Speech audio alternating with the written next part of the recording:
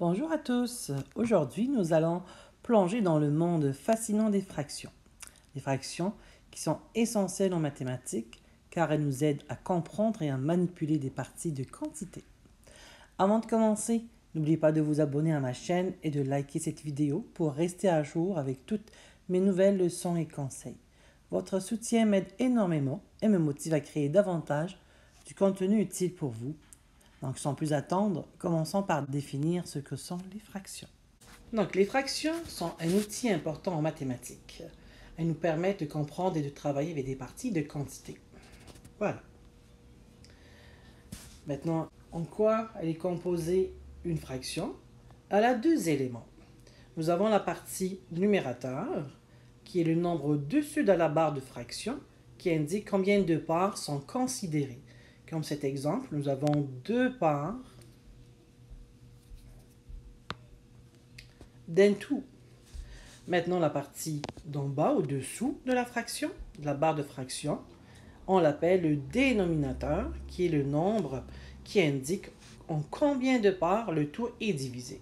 Ici, donc, si on écrit 3, on sait que nous avons un tout qui a été divisé en 3 parties. Donc, je peux le représenter ainsi avec ce petit dessin. Donc, j'ai un tout, je l'ai divisé en 3 parties égales et j'ai considéré 2 parties parmi les 3. Donc, ces 2 parties que je prends sont représentées par une fraction 2 avec la barre de fraction sur 3. Et ça se lit 2 tiers. Donc, on passe aux exemples pour mieux comprendre. Si j'écris 1 sur 2, cela signifie que quelque chose est divisé en 2 parties égales et que nous en prenons une partie parmi les 2. Donc, on va imaginer ce rang, ce petit cercle, c'est un gâteau au chocolat à la vanille et on va le découper en 2 parties. Si je te en donne cette partie, donc je prends la moitié du gâteau et il reste de côté.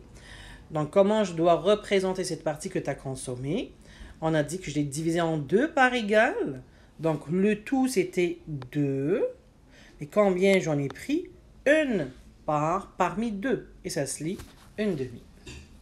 Un autre exemple.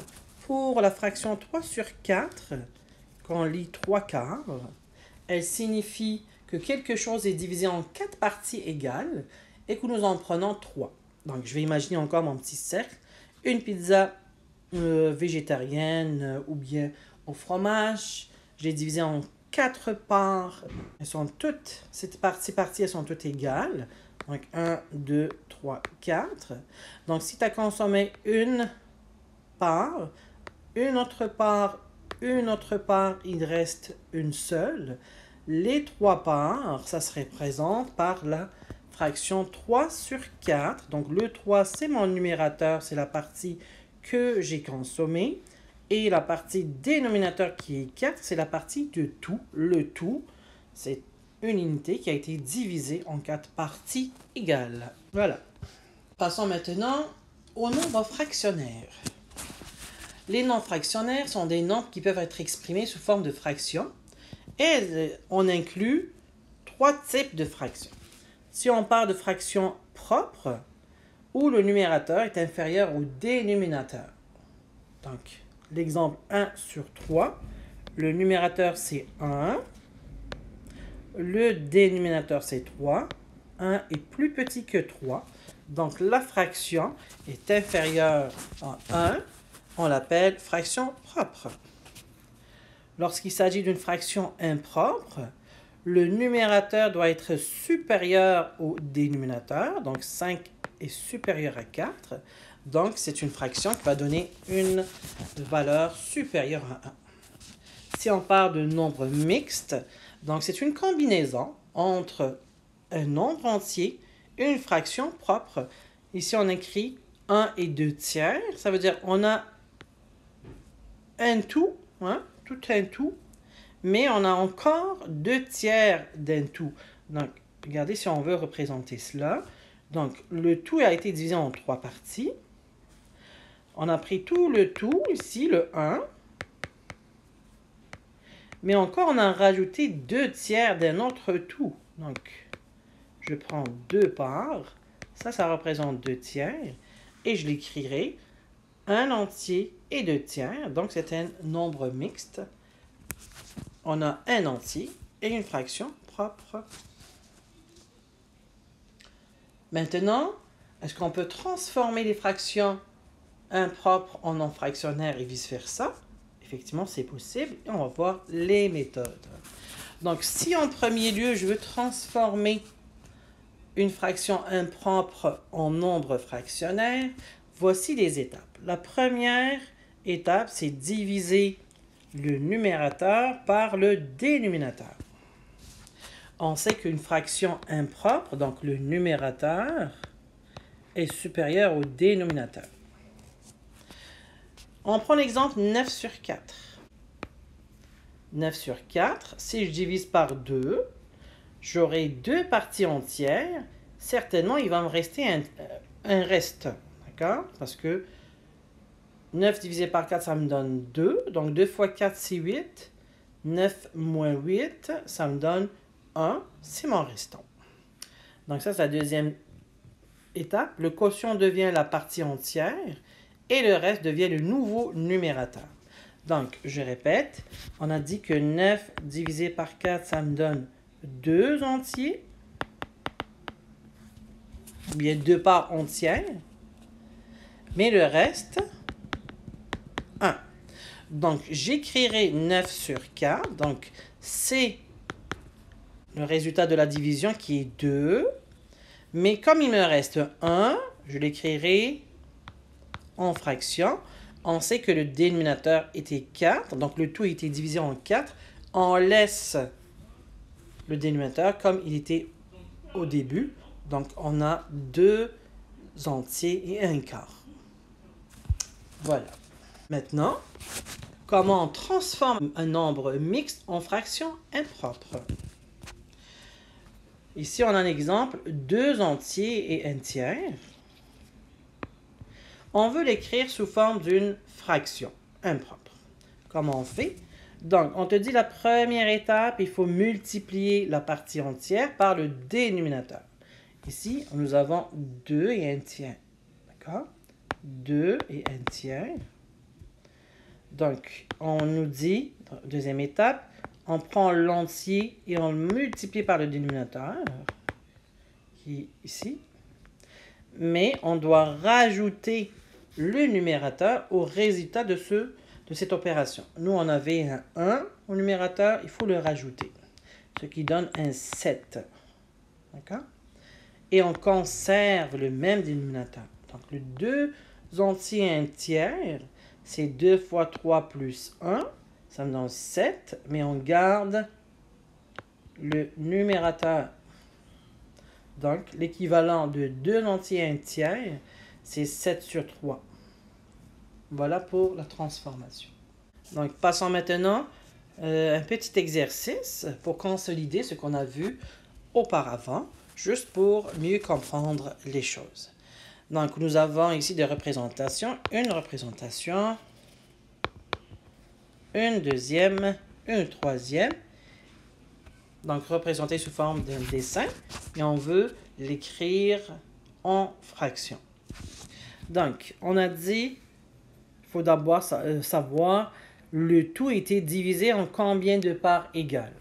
Ici, on a un tout qui a été divisé en 4. Donc, certainement, mon dénominateur, il sera 4 en bas. D'accord? Maintenant, on va se poser la question. Est-ce qu'on a déjà un tout au complet que j'ai utilisé ou bien juste une partie de ce tout? On remarque qu'on avait déjà un tout, donc 4 parties sur 4, donc qui est un entier complet. Mais dans le deuxième tout, qui est divisé en 4 aussi, il faut qu'il soit divisé en 4, la même façon que le premier. Mais dans le deuxième tout, on a pris 3 parts. 1, 2, 3. Donc, ça représente 3 quarts comme fraction. On répète. Donc, dans ce premier schéma, nous avons un entier complet.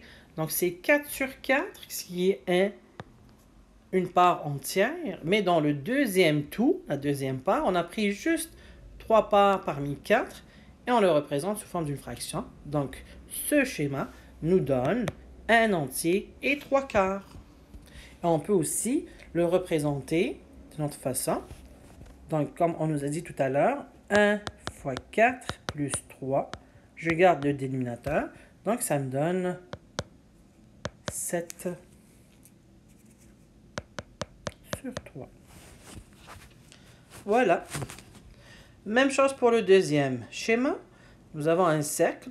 Donc, peu importe la représentation, un cercle, un rectangle, un carré, nous, dans notre tête, c'est vraiment un tout. D'accord? On a pris un tout et on a divisé par des parts égales. Ici, mon tout est divisé par 1, 2, 3, 4, 5, 6, 7, 8. 8 parts égales. Donc, on sait que le dénominateur sera 8. Maintenant, on va se poser la question, est-ce qu'on a pris le tout en entier ou bien on a pris une partie de ce tout? Et on regarde qu'on a pris déjà un tout. Donc, tout le cercle qui est colorié en noir ici, on l'a pris. Donc, c'est tout un entier. 1. Mais dans le deuxième, on a pris 1, 2, 3, 4, 5 et les 3 restants. Donc, les 5, ça représente la fraction 5 sur 8. Donc, nous avons un entier et 5 huitièmes que je peux aussi écrire 8 fois 1 plus 5 sur 8. Effectivement, si je compte le nombre de parts que j'ai utilisées, ici il y a 8, 9, 10, 11, 12, 13. Ça valide mon calcul. Le dernier, nous avons un tout ici qui est représenté par 1, 2, 3, 4, 5, 6, 7 parts égales. Donc, on a un entier au complet. Mais dans le deuxième, parmi les 7, on a pris 1, 2, 3. Donc, 3 sur 7. Donc, on a un entier, un tout au complet. Mais dans le deuxième, on a pris 3 septièmes. On peut l'écrire 7 fois 1 plus 3 sur 7. Et ça me donne 10 sur 7. Ici, je recompte. 1, 2, 3, 4, 5, 6, 7, 8, 9, 10. Effectivement, j'ai 10 parts parmi les 7 parts égales que j'ai pris au début. Donc, on comprend que le numérateur est supérieur au dénominateur.